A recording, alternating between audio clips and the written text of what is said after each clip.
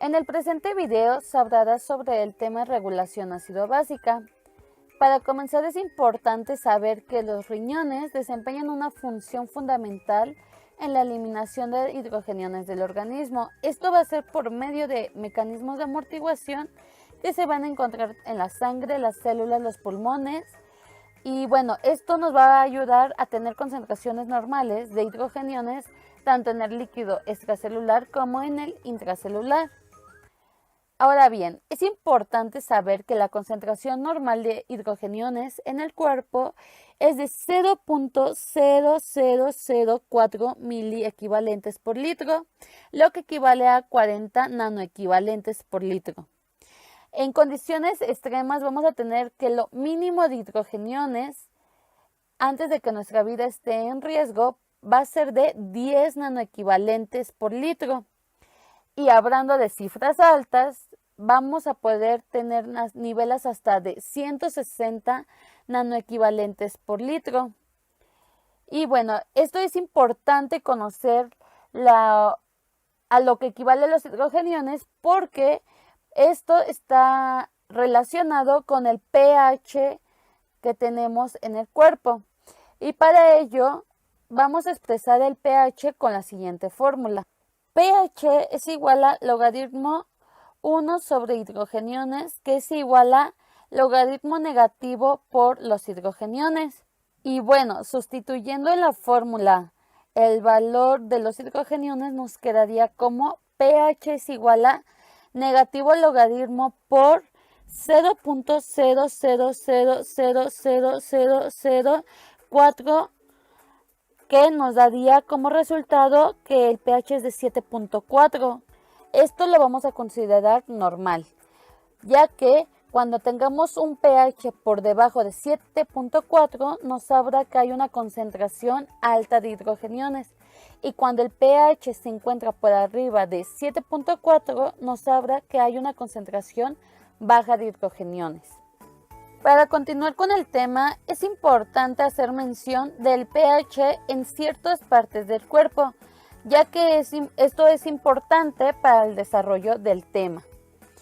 Tenemos que el pH en la sangre arterial es de 7.4, en la sangre venosa es de 7.35, el pH del líquido intracelular es de 6 a 7.4. El pH de la orina es de 4.5 hasta 8. Para continuar con el tema, como ya se mencionó, el pH de la sangre arterial es de 7.4. Esto es importante ya que nos va a ayudar a saber si hay una acidosis o una alcalosis, ya que vamos a estar hablando de una acidosis cuando hay un pH inferior a 7.4. Y de una alcalosis cuando el pH está por arriba de 7.4. Tomando estos valores, entonces tenemos que el límite inferior de pH que se puede tener en la sangre arterial es hasta 6.8 y el límite superior es hasta de 8. Ahora bien, para continuar con el desarrollo del tema, hablaremos sobre algunas definiciones. Primero empezaremos con los ácidos. Los ácidos son moléculas que van a contener átomos de hidrógeno que pueden liberar iones hidrógenos en una solución. Como ejemplo vamos a tener al ácido clorhídrico, el cual se ioniza en el agua para formar iones hidrógeno. Y una base es un ion o una molécula que puede aceptar un hidrogenión. Un ejemplo claro de este es el ion bicarbonato, el cual puede aceptar un hidrogenión para formar el ácido carbónico. Otra definición que es importante es un álcali, que es una molécula formada por la combinación de uno o más metales alcalinos, como puede ser el sodio, el potasio o el litio, con un ion muy básico como puede ser el ion hidroxilo. Aquí un ejemplo claro es el hidróxido de potasio. Otro término es un ácido fuerte, el cual es aquel que se disocia rápidamente y libera cantidades grandes de hidrogeniones a la solución. Por el contrario, un ácido débil es aquel que tiene menos tendencia a disociar sus iones. Esto quiere decir que libera hidrogeniones con menos fuerza. También tenemos que una base fuerte es aquella que va a reaccionar de forma rápida y potente con los hidrogeniones. Esto quiere decir que los va a eliminar con rapidez de una solución. Y una base débil es aquella que se va a unir a hidrogeniones de una forma más débil. Ahora bien, como se mencionó al principio, ciertas partes del cuerpo tienen mecanismos de amortiguación, los cuales nos ayudan a mantener la concentración de hidrogeniones dentro de lo normal. Esto para evitar lo que puede ser una acidosis o una alcalosis. El primer sistema que tenemos es el de los sistemas de amortiguación ácidos básicos químicos de los líquidos orgánicos, los cuales se van a combinar de forma inmediata, ya sea con un ácido o una base, para evitar los cambios en la concentración de los hidrogeniones. El segundo sistema de amortiguación que tenemos se encuentra en el centro respiratorio, el cual nos ayuda a regular la eliminación del dióxido de carbono del líquido extracelular. Y el último sistema que tenemos se encuentra en los riñones, el cual nos ayuda a excretar una orina, ya sea ácida o alcalina, y esto va a ser para normalizar la concentración de hidrogeniones que se encuentra en el líquido extracelular, ya sea esto en una acidosis o una alcalosis. Esto va a ocurrir en un intervalo de horas a varios días. Por ello es que para evitar cambios bruscos en la concentración de hidrogeniones, el primer y segundo sistema de amortiguación que se mencionó son los primeros en actuar, ya que si esperaríamos a que los riñones iniciaran con este sistema de amortiguación, el paciente podría entrar en una situación más grave, ya sea de una acidosis o de una alcalosis. Ahora continuaremos con el tema amortiguación de hidrogeniones en los líquidos corporales. Aquí vamos a hacer integración de todo lo ya mencionado. Para comenzar con este tema, es importante saber que un amortiguador va a ser cualquier sustancia capaz de unirse de manera reversible a los hidrogeniones. Para entender mejor esto, lo vamos a esquematizar de esta forma. Vamos a tener que cuando se encuentra una concentración aumentada de hidrogeniones, vamos a desplazarnos hacia lo que es el lado derecho, donde los hidrogeniones se van a unir al amortiguador.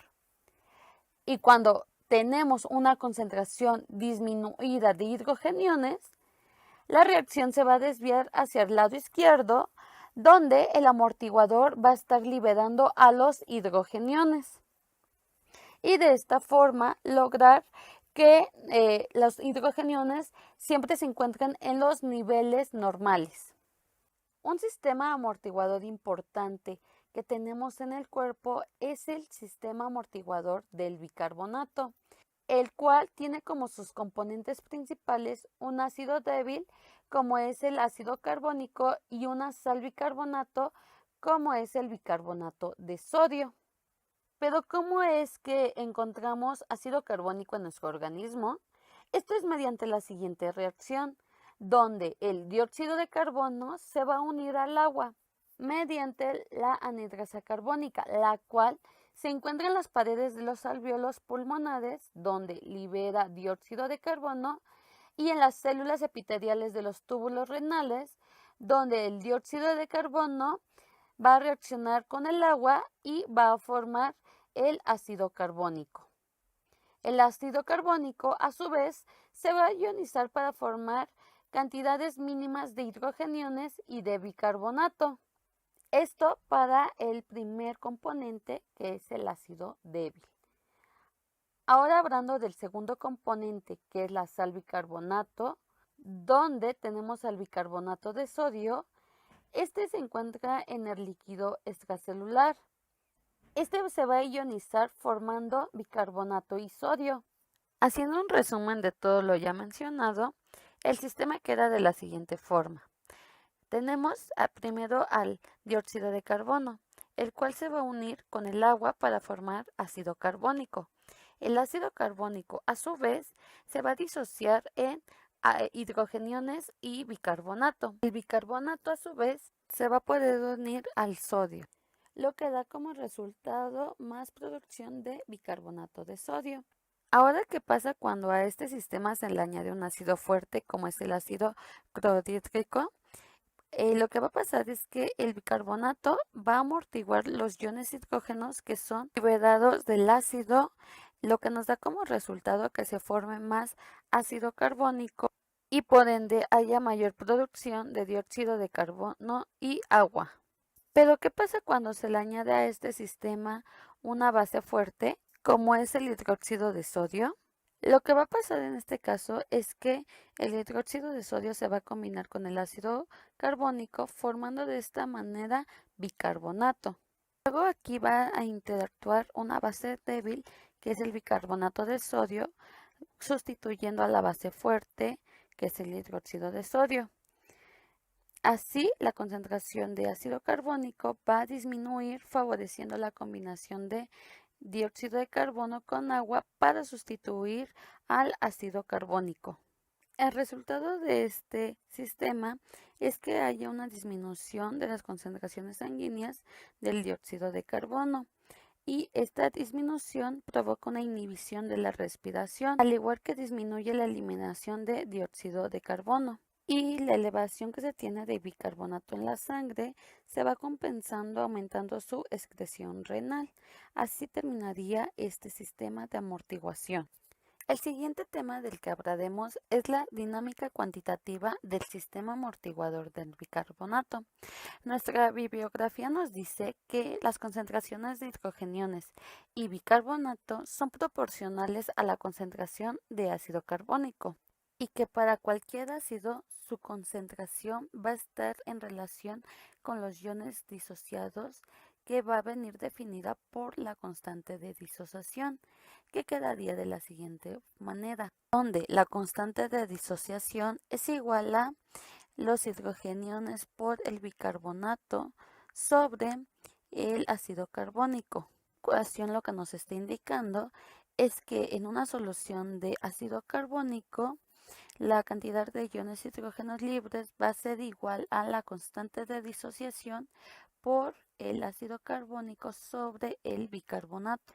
Ahora bien, como el ácido carbónico no puede medirse porque se disocia rápidamente en dióxido de carbono y agua o en hidrogeniones y bicarbonato, el dióxido de carbono está pues disuelto en la sangre. Es por ello que es proporcional al ácido carbónico que no está disociado, por lo que la fórmula nos quedaría de la siguiente manera.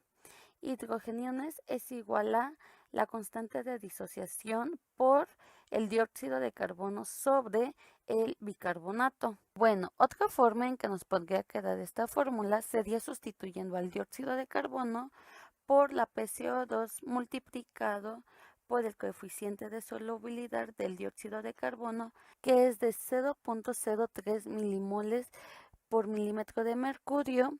Y bueno, ¿qué significa esto? Pues es que en la sangre existe 0.03 milimoles de ácido carbónico por cada mililitro de mercurio medido de la presión parcial del dióxido de carbono.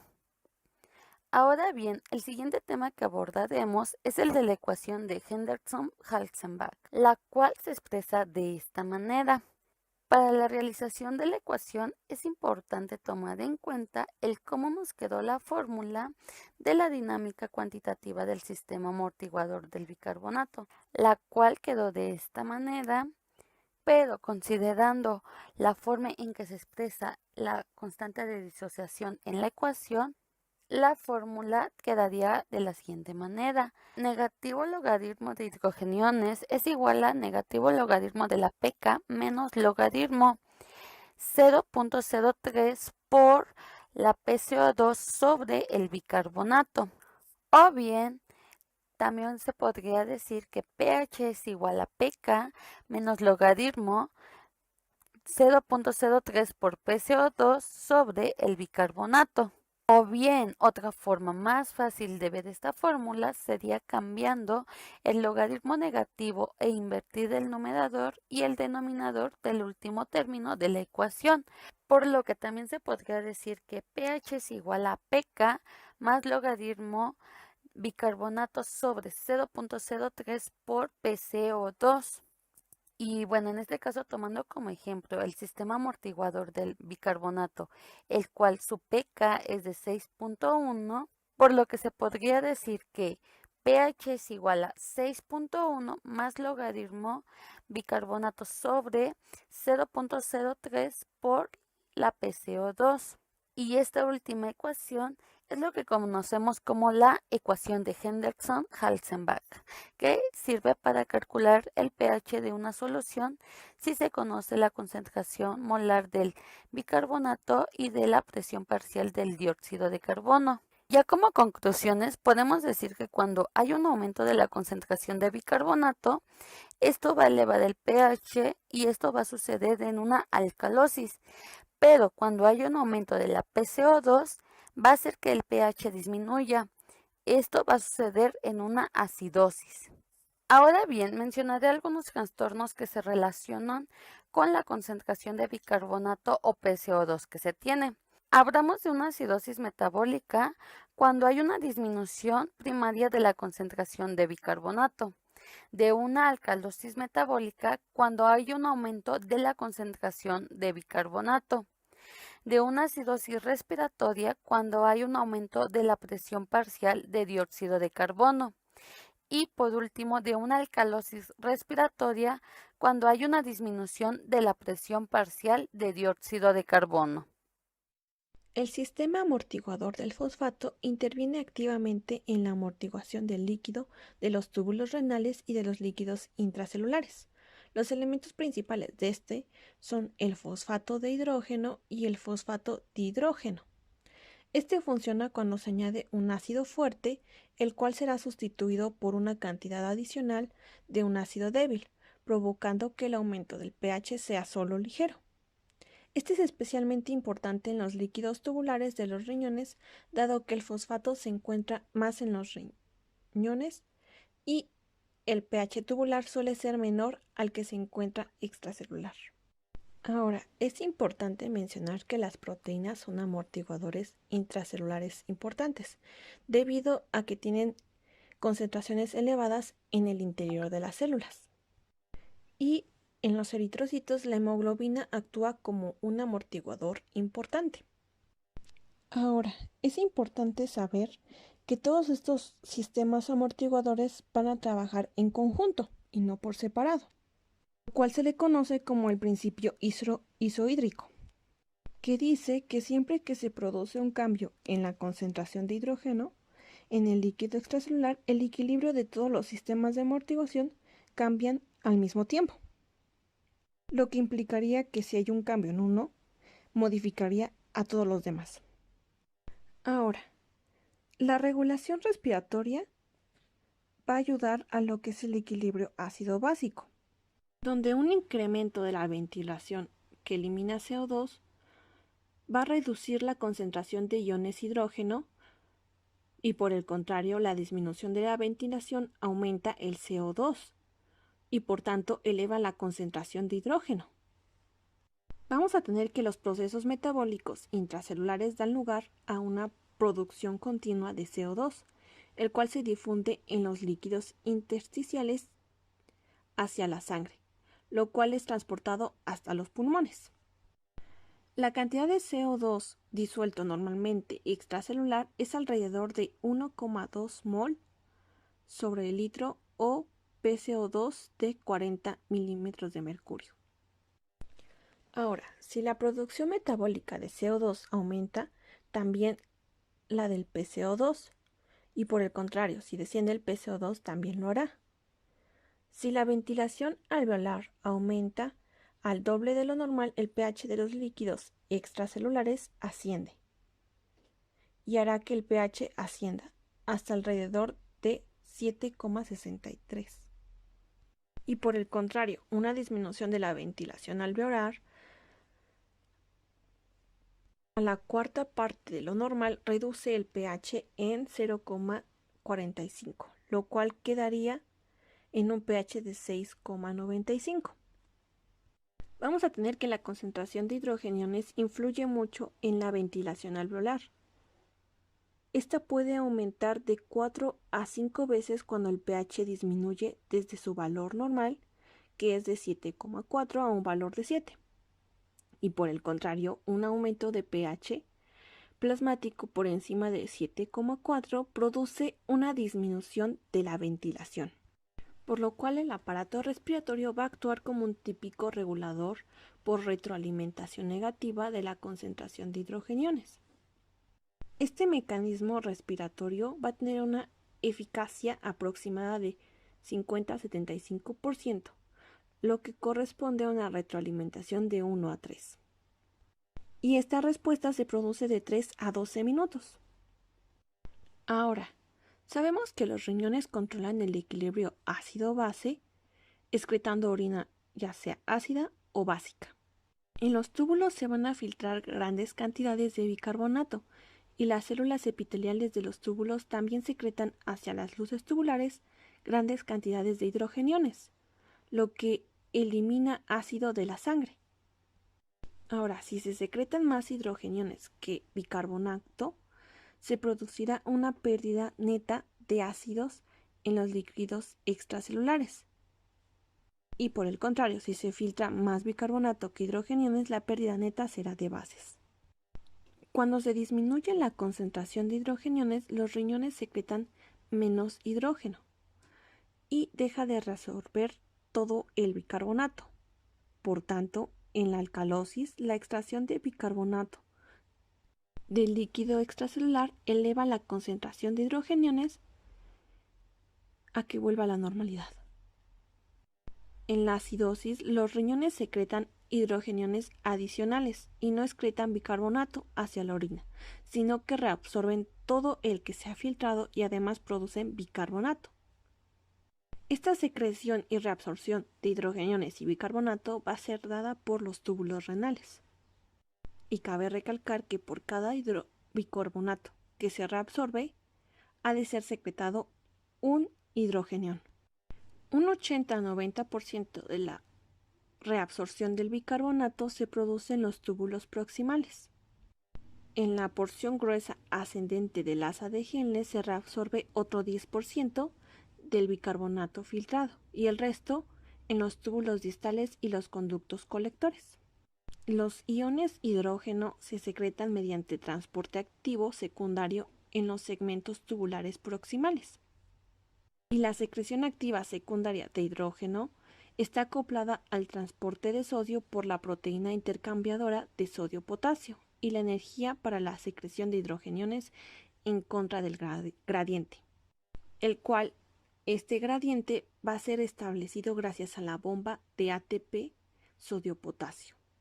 Y el proceso secretor se inicia cuando el CO2 se difunde hacia las células tubulares o se forma a causa del metabolismo de las propias células. Bajo la influencia de la enzima anhidrasa carbónica, el CO2 se combina con H2O en forma de H2CO3, que se disocia en bicarbonato e hidrogeniones. Los hidrogeniones pasan desde las células a la luz tubular gracias al cotransporte, proporcionado por el sodio hidrógeno. Secreción de hidrogeniones y reabsorción de bicarbonato por los túbulos renales. La secreción de hidrogeniones y reabsorción de bicarbonato tiene lugar en todo el túbulo renal, excepto en la porción final descendente y ascendente del asa de Henle. Entre el 80 y el 90% de la reabsorción de bicarbonato y secreción de hidrogeniones se produce en el túbulo proximal. En la porción ascendente gruesa del asa de Henle se reabsorbe el 10% restante del bicarbonato. Los iones de hidrógeno se secretan mediante el transporte activo secundario en el segmento de los túbulos proximales. Las células epiteliales del túbulo contorneado proximal y en la de la rama ascendente gruesa de Henle secretan hidrogeniones mediante un cotransporte de sodio hidrogeniones. La secreción de hidrogeniones secundaria está acoplada al transporte de sodio en la membrana luminal. Las proteínas intercambiadoras de sodio-potasio generan un gradiente de concentración encargado de la activación del cotransporte de sodio-hidrogeniones en la bomba ATPasa sodio-potasio. Se encuentra en la membrana vasolateral. Esta bomba es la encargada de reabsorber el 95% del bicarbonato. Este mecanismo requiere la secreción de 4000 miliequivalentes de hidrogeniones diarios, pero este mecanismo no crea una concentración muy alta de hidrogeniones en la luz tubular. La reabsorción de bicarbonato se lleva a cabo mediante algunos pasos. El CO2 difunde la luz tubular o se produce por su propio metabolismo dentro de la célula tubular. La anhidrasa carbónica es la encargada de convertir al CO2 y al agua en su forma de ácido carbónico. El ácido carbónico se disocia en bicarbonato e hidrogeniones. Los hidrogeniones pasan a la luz tubular gracias al cotransporte sodio-hidrogenión, el cual actúa a favor del gradiente generado por la bomba ATPasa sodio-potasio. El movimiento de hidrogeniones a la luz tubular es proporcional a la actividad de la bomba sodio-potasio. En cada hidrogenión liberado a la luz tubular entra un bicarbonato a la sangre. Los iones bicarbonato filtrados son reabsorbidos gracias a la interacción con los iones de hidrógeno en los túbulos, ya que el bicarbonato filtrado no atraviesa fácilmente las células tubulares. Es necesario que se combinen con hidrógeno que son secretados por las células tubulares. Al combinarse se forma ácido carbónico que después se disocia en CO2 y agua. El CO2, al ser un gas, atraviesa fácilmente la membrana tubular. Adentro de la célula, el CO2 se combina con el agua con ayuda de la anhidrasa carbónica. Se forma ácido carbónico, el cual se disocia en bicarbonato e hidrogeniones. El bicarbonato pasa a la membrana vasolateral de dos maneras. Número 1, por medio del cotransporte sodio-bicarbonato en el túbulo proximal, o por la segunda opción, a través de cotransporte cloro-bicarbonato, el cual utiliza en el segmento de los túbulos proximales de la gruesa de Henle y en los túbulos y conductos colectores. Los iones de bicarbonato se titulan frente a los iones de hidrógeno en los túbulos. En condiciones normales, la secreción tubular de hidrogeniones es de 4400 miliequivalentes al día y la filtración de bicarbonato es de 4320 miliequivalentes al día. Por lo tanto, se dice que se titulan debido a que se excretan en cantidades similares. Sin embargo, el proceso de titulación no es muy exacto, ya que normalmente un exceso de hidrogeniones en la orina se libera. Cuando hay una alcalosis metabólica, incrementa la cantidad de bicarbonato en la orina. En la acidosis metabólica, la cantidad de hidrogeniones en la orina aumenta.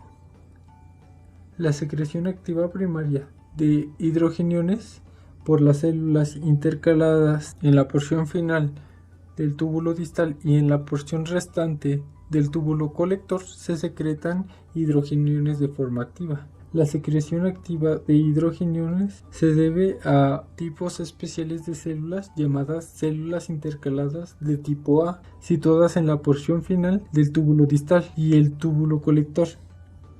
La secreción de hidrogeniones por estas células se hace en dos pasos. Número 1. El CO2 disuelto en las células se combina con agua, formando ácido carbónico. 2. El ácido carbónico se diluye en hidrogeniones y bicarbonato. El bicarbonato se reabsorbe a la sangre y los hidrogeniones se secretan a la luz tubular por dos mecanismos.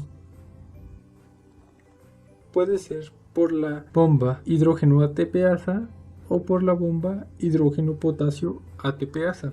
Aunque este mecanismo secreta el 5% de la cantidad total de hidrogeniones en la orina, es el mecanismo más importante en la formación de orina ácida. En el túbulo proximal, la concentración de hidrogeniones solo puede aumentar 3 o 4 veces el pH del líquido tubular. Solo puede alcanzar un pH de 6.7. La concentración de hidrogeniones en los túbulos colectores puede aumentar hasta 900 veces, con lo que la orina puede alcanzar un pH de 4.5. La combinación del exceso de hidrogeniones con los amortiguadores de fosfato y amoníaco en los túbulos generan un nuevo bicarbonato. El pH mínimo de la orina es de alrededor de 4.5. lo que corresponde a una concentración de 10 a la menos 4.5 miliequivalentes sobre litro o de 0.03 miliequivalentes sobre litro. Por lo tanto, en la cantidad de litros de orina solo se puede excretar alrededor de 0.03 miliequivalentes sobre litro. Por lo tanto, para eliminar 80 miliequivalentes de ácido al día, sería necesario unos 2.667 litros de orina al día para lograr la eliminación de grandes cantidades de hidrogeniones hasta 500 miliequivalentes al día. Se logran combinando los hidrogeniones con amortiguadores como el fosfato y el amoníaco. Cuando hay un exceso de hidrogeniones en el líquido tubular, lo que produce un nuevo bicarbonato que también puede pasar a la sangre. El sistema amortiguador de fosfato transporta el exceso de hidrogeniones a la orina y genera un nuevo bicarbonato. Este sistema está compuesto por fosfato ácido y por ácido fosfórico. Se encuentra en grandes cantidades de fosfato en el líquido tubular, ya que el agua se reabsorbe en grandes cantidades. Aunque el fosfato no es un importante amortiguador en el líquido extracelular, sí lo es en el líquido tubular. La importancia del fosfato como amortiguador es el hecho de que tiene un pK de 6.8. Por lo tanto, en condiciones normales, la orina tiene un pH cercano al pK del fosfato. Cuando la cantidad de bicarbonato tubular ha sido reabsorbida y ya no hay más disponible, la cantidad de hidrogeniones se combina con ácido fosfórico, que forma fosfato ácido. El fosfato ácido se excreta en forma de sal, como fosfato monosódico. El bicarbonato generado en las células tubulares representa una ganancia neta de bicarbonato, ya que este bicarbonato es nuevo y no proviene de la filtración.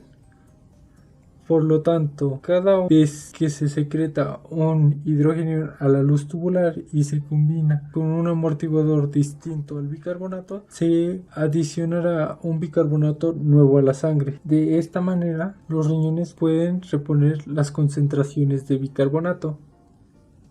Excreción del exceso de hidrogeniones y generación de nuevo bicarbonato mediante el sistema amortiguador de amoníaco. Este sistema está formado por el amoníaco NH3 y el ion amonio. Los iones amonio se sintetizan a partir de la glutamina, que procede del metabolismo de aminoácidos en el hígado. La glutamina es transportada a las células epiteliales de los túbulos proximales en la rama ascendente gruesa de Henle y en los túbulos distales. Una vez dentro de las células, la glutamina se metaboliza y forma dos iones amonio y dos bicarbonatos. El ion amonio se secreta a la luz tubular mediante un mecanismo de contratransporte en el que se intercambia por sodio. Por cada molécula de glutamina metabolizada se generan dos iones amonio en la orina y se reabsorben dos bicarbonatos hacia la sangre. En los túbulos colectores, la adición de iones amonio a la luz tubular se produce por un mecanismo distinto. Aquí los hidrogeniones son secretados a la luz tubular, en donde se combinan con amoníaco y forman iones amonio, el cual se excreta. El conducto colector es permeable al amoníaco, pero no lo es al amonio. Por lo tanto, una vez que el amoníaco reacciona con el hidrógeno y forma amoníaco, queda atrapado en la luz tubular. Por cada amonio excretado se genera un bicarbonato nuevo que se añade a la sangre. La acidosis crónica aumenta la excreción de amonio. Una de las características más importantes del mecanismo amortiguador de amoníaco se produce cuando hay un exceso de hidrogeniones en el EC. Se produce un aumento del metabolismo de la glutamina, lo que produce una mayor secreción de amoníaco y forma nuevo bicarbonato. En condiciones normales, la cantidad de hidrogeniones secretados por los mecanismos amortiguadores de amoníaco es de 50% de ácidos excretados y el 50% de bicarbonato generado. En la acidosis crónica, la excreción de amonio puede aumentar hasta 500 miliequivalentes al día. El mecanismo dominante en la acidosis crónica es la excreción de amonio. Cuantificación de la excreción ácido-básica renal. La excreción de bicarbonato se puede calcular multiplicando la diuresis por la concentración de bicarbonato. En la alcalosis, la excreción de bicarbonato sirve para regular el pH sanguíneo. La cantidad de bicarbonato nuevo agregado a la sangre es igual a la cantidad de hidrogeniones secretados. Para cuantificar la cantidad de bicarbonato añadido a la sangre se calcula mediante la excreción de amonio, flujo de orina por la concentración urinaria de amonio. Para medir el resto de los amortiguadores, además del bicarbonato y del amonio, se mide mediante un valor conocido como acidez titulable. Para medir la acidez titulable se mide titulando la orina con una base fuerte como hidróxido de sodio hasta alcanzar un pH de 7.4, que es el pH normal del plasma. De esta manera es posible medir la excreción neta de ácido por los riñones mediante la siguiente fórmula. Excreción neta de ácidos es igual a excreción neta de amonio más ácido urinario titulable menos excreción de bicarbonato. El bicarbonato se resta ya que la cantidad de bicarbonato en la orina es la misma cantidad de hidrógeno ganado en la sangre. Regulación de la secreción tubular renal de hidrogeniones. En condiciones normales, los túbulos renales deben secretar suficiente hidrógeno como para obtener casi todo el bicarbonato filtrado. En la alcalosis, la secreción de hidrógeno se reduce disminuyendo la absorción de bicarbonato. Durante la acidosis, la secreción de hidrógenos aumenta lo suficiente para reabsorber todo el bicarbonato. A pesar de la gran cantidad de bicarbonato, aún sobra suficiente hidrógeno para excretar grandes cantidades de amonio. Los estímulos más importantes para aumentar la excreción de hidrogeniones en los túbulos en la acidosis son el aumento de la pCO2 del líquido extracelular en la acidosis respiratoria. 2. Aumento de la concentración de hidrógeno en los líquidos extracelulares, lo cual puede ser producido por la acidosis respiratoria o metabólica. Un factor especial se puede producir en algunas condiciones patológicas. La secreción de aldosterona aumenta la excreción de hidrogeniones. Este efecto se produce en las células intercaladas del conducto colector. Cuando existe un exceso de la producción de aldosterona, ejemplo en el síndrome de Cohn, puede producir una excesiva excreción de hidrogeniones provocando una alcalosis. Las células tubulares responden a las bajas concentraciones de hidrógeno, ejemplo en la alcalosis, disminuyendo la excreción de hidrogeniones.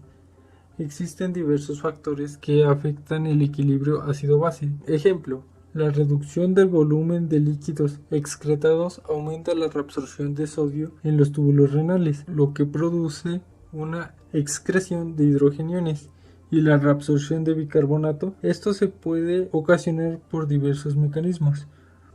Uno de estos mecanismos es el aumento de la concentración de angiotensina 2, que estimula directamente el intercambio de sodio-hidrogeniones. Otro ejemplo se produce con el aumento de la concentración de aldosterona, que estimula la excreción de hidrógeno por las células intercaladas. También la concentración de potasio plasmático puede influir en la excreción de hidrogeniones, de manera que una hipopotasemia estimula la secreción de hidrogeniones. Bueno, vamos a comenzar con la corrección renal de la acidosis. Esto significa que tiene que ser una menor secreción tubular de hidrogeniones y una excreción mayor de bicarbonato de sodio. Esto lo que no quiere decir es que son completamente diferentes u opuestas las acciones que se tienen que tomar en la alcalosis que en una acidosis, ya que tenemos que tener una relación entre el bicarbonato y como tal el dióxido de carbono simplemente en el líquido extracelular, lo que aumentaría el pH.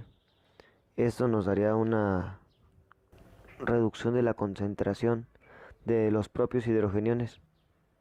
Ahora, como lo había comentado, la alcalosis por sí misma puede aumentar el cociente de bicarbonato e hidrogeniones, esto simplemente en el líquido tubular renal. El hecho de que tengamos estas anomalías puede ser debido a causas respiratorias o metabólicas. Ahora aquí tenemos un efecto que se llama el efecto neto. Este simplemente es un exceso del propio bicarbonato que no pueden reabsorber los túbulos y pues por ende o por lo tanto se pierden en la orina. De este modo, en las alcalosis, el bicarbonato se extrae del líquido extracelular mediante una excreción renal, lo que tiene el mismo efecto que sería si añadiéramos hidrogeniones al líquido extracelular. Esto simplemente nos ayuda a normalizar la concentración de hidrogeniones y a su vez pues también del pH. Como se los estaba mencionando en la tabla, tenemos valores normales de referencia que vendría siendo de pH, de hidrogeniones, de dióxido de carbono y también de bicarbonato de sodio. Y esto es lo que nos está proporcionando ahora sí si es acidosis o si es una alcalosis, ya sea respiratoria o metabólica. Ahora como tal, la causa de la acidosis es una reducción de la PCO2 plasmática debido a una hiperventilación. Ahora, en la alcalosis metabólica hay una disminución de la concentración de hidrogeniones, pero también hay un aumento, como lo podemos ver en la tabla, del propio pH. Aunque como tal, lo principal en esto es un aumento de la concentración en el líquido extracelular, pero del propio bicarbonato. Entonces, nuestro cuerpo lo que hace es aumentar la frecuencia respiratoria y esto nos ayudaría a normalizar el pH porque aumenta el dióxido de carbono y pues también se normaliza en el líquido extracelular. Ahora, las compensaciones principales que podemos encontrar aquí en esta acidosis metabólica sería la reducción de la ventilación. Esto hace que se eleve la PCO2 y el aumento de la excreción renal de bicarbonato de sodio. Esto ayuda, bueno, se compensa y el aumento inicial de la concentración del bicarbonato de sodio, esto nada más sería en el líquido extracelular. Ahora de todo esto que les acabo de explicar se vienen patologías o causas clínicas, como lo maneja el libro, de los mismos trastornos que podemos tener, como podría ser una acidosis o alcalosis respiratoria o metabólica, una acidosis tubulorenal, Podríamos tener también diarrea, vómito con contenido intestinal y también con contenido gástrico, una insuficiencia renal crónica. Podemos tener ingesta de ácidos, lo que no permitiría un equilibrio, una homeostasis o como tal diabetes mellitus. Aunque también como lo había comentado, también puede ser por alguna ingesta de algo, como en este caso también podrían ser por fármacos alcalinos. Una alcalosis respiratoria se debe a la ventilación excesiva de los pulmones. Esto raramente se debe a un trastorno patológico o físico, pero, pero con una psiconeurosis puede ocasionarse o provocar una respiración excesiva hasta el punto pues de que una persona se pueda volver alcalótica. Aquí en este grupo también podemos encontrar lo que vendría siendo las acidosis metabólicas. Esto simplemente se deben a una reducción de la concentración de bicarbonato, pero en el líquido extracelular. Y aquí también podemos encontrar todos los tipos de acidosis, además aparte las que son causadas por un exceso de dióxido de carbono en los líquidos corporales. La acidosis como tal metabólica se puede ver a varias causas. Una pues podría ser simplemente causas generales, como la imposibilidad de los riñones de excretar los ácidos metabólicos que formamos pues normalmente en el cuerpo.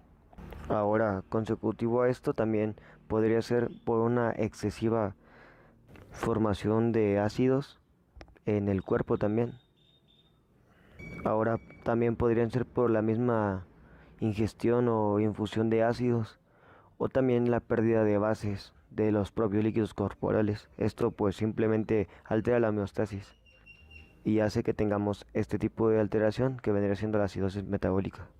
Bien, como ya les había comentado, tenemos o podemos tener algo que se llama acidosis tubular renal. Esta se debe a un defecto de la secreción renal, vaya de hidrogeniones, y a su vez de la reabsorción de bicarbonato de sodio, o puede ser de ambas. Esto o este trastorno generalmente pues se divide en dos tipos.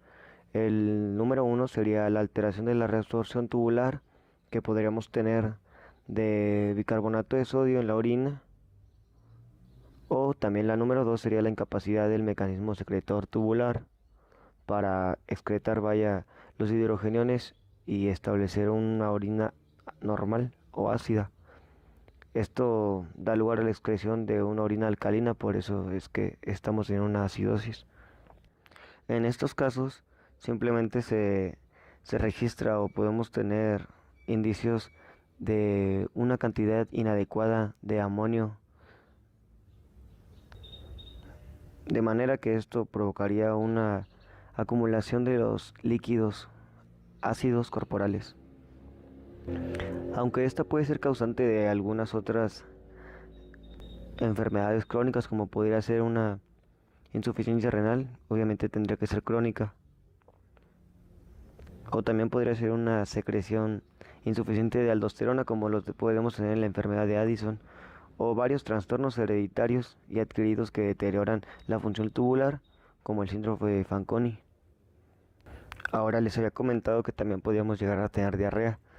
Y una pregunta sería, ¿por qué la diarrea entra dentro de los trastornos metabólicos? ¿Nos podría generar alguna acidosis?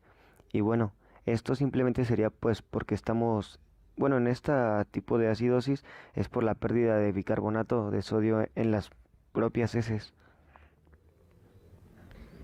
Y pues como ya sabemos, las secreciones digestivas contienen normalmente grandes cantidades de bicarbonato. Y la diarrea pues da lugar a una pérdida muy grande de bicarbonato, y esto, como ya les había mencionado en los otros trastornos, afecta a la homeostasis corporal, provocando así una acidosis por pérdida de bicarbonato. Aunque esta puede ser muy peligrosa y más en niños porque es causa de muerte. Ahora, otra de nuestras causas clínicas de los trastornos ácido-básicos podría ser el vómito, pero con contenido intestinal. Este simplemente es porque el vómito con contenido gástrico solamente estaría provocando una pérdida de ácido, y esto haría que el cuerpo tenga una tendencia a una alcalosis por la pérdida de ácido, porque pues las secreciones gástricas son ácidas. Entonces al vomitar grandes cantidades de ellas, estaríamos también teniendo el mismo mecanismo de acción que estamos teniendo en la diarrea, porque al vomitar grandes cantidades, como ya lo había comentado, también podemos tener pérdida de bicarbonato y esto pues nos llevaría a una acidosis metabólica, igual que el caso ya mencionado antes.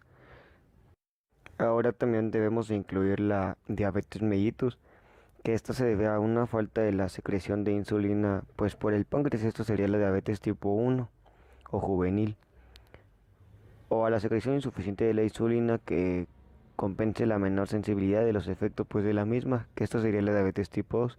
Sin embargo, si no tenemos suficiente insulina, el metabolismo pues no puede utilizar normalmente la glucosa, pues no, ya no podrá entrar a las células. El metabolismo pues no se podrá utilizar de una forma normal. En cambio, por parte de las grasas se empiezan a metabolizar lo que vendría siendo como ácido acético, y este ácido metabolizado en los tejidos pues para obtener energía en lugar de la glucosa, ya que no podemos meterla a las células por la insuficiencia pues de la insulina. Ahora, en la diabetes mellitus grave, las concentraciones sanguíneas de ácido acético pueden elevarse mucho y provocar una acidosis metabólica grave. Esto sería por cuerpos cetónicos que se estarían formando. Ahora, también podemos tener otra que vendría siendo pues por la ingestión de ácidos. Como lo comentaba el libro, pues no muy seguido o realmente nunca se ingieren grandes cantidades de ácidos, pues por lo mismo, por los alimentos que ingerimos, pues no tienen estas cantidades tan grandes. Pero, pues también puede aparecer una acidosis metabólica, pero grave, en ocasiones por la ingestión de ciertos tóxico-ácidos. Algunas de estas sustancias pues pueden ser como el ácido acetil salicílico, que vendría siendo pues la aspirina, o ácido o alcohol metílico, perdón. Esta sustancia pues forma un ácido fórmico cuando se metaboliza, por eso es que también tiene su antídoto. Para el metanol es el etanol y viceversa. Ahora, como les había comentado, en la acidosis tubular renal, otra causa también podría ser la insuficiencia renal crónica. Y esto pues pasa cuando la función renal se reduce de una forma acentuada. Esto hace que se acumulen ácidos, pero débiles, en los líquidos corporales que el riñón no puede excretar. Además, también estaríamos teniendo una menor tasa de filtración glomerular. Esto haría que tengamos menor excreción de fosfatos y de amonio, y esto reduciría la cantidad de bicarbonato de sodio añadido en los líquidos corporales. De este modo, pues estaríamos teniendo una insuficiencia renal crónica que puede asociarse propiamente a una acidosis metabólica, pero de tipo grave. Ahora es turno de hablar sobre la alcalosis metabólica. Esta simplemente se debe a un aumento de la concentración de bicarbonato de sodio en el líquido extracelular, ya que, como habíamos visto en las otras patologías o trastornos ácido básicos, siempre estábamos perdiendo constantemente bicarbonato. En este es completamente lo contrario, tenemos un aumento del mismo o una retención, o también podríamos estar teniendo una pérdida muy grande o notoria de hidrogeniones en el cuerpo, lo que estaría provocando pues la alcalosis al no tener un equilibrio. Esta simplemente no es tan común como las anteriores. Ahora, un ejemplo de cómo podemos tener pues una alcalosis metabólica podría ser por una administración de diuréticos, pero no de todos, excepto los inhibidores de la anhidrasa carbónica. Todos estos diuréticos, excepto el que ya les había mencionado, aumentan el flujo de líquidos a lo largo de los túbulos, y esto simplemente hace que aumente habitualmente el flujo en los túbulos distales y también en los colectores. Este efecto pues hace que tengamos una mayor reabsorción de sodio en estas partes de la nefrona, y debido a la reabsorción de sodio, pues esto se acopla al incremento también de los hidrogeniones y ya hace que tengamos pues una mayor reabsorción de sodio. Entonces también estaríamos aumentando la secreción propiamente de los hidrogeniones y tendríamos a su vez una reabsorción de bicarbonato.